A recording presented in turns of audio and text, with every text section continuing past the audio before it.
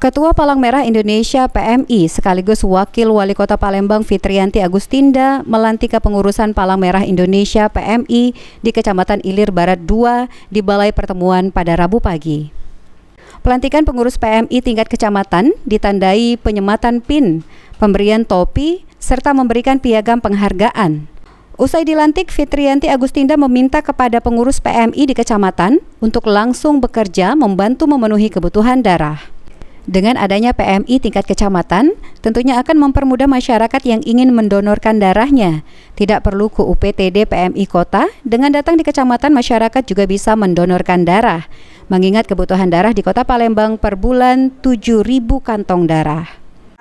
Semuanya sudah berjalan dengan lancar dan kita berharap semua yang sudah dilantik betul-betul bisa bekerja dalam waktu cepat, karena tentu kita ini semua dalam rangka untuk memenuhi target kita kebutuhan darah, dan juga kita berharap pada saat nanti siapa tahu memang ada hal-hal yang sifatnya PMI harus hadir, setidaknya ada perwakilan-perwakilan di setiap kecamatan dan juga kelurahan.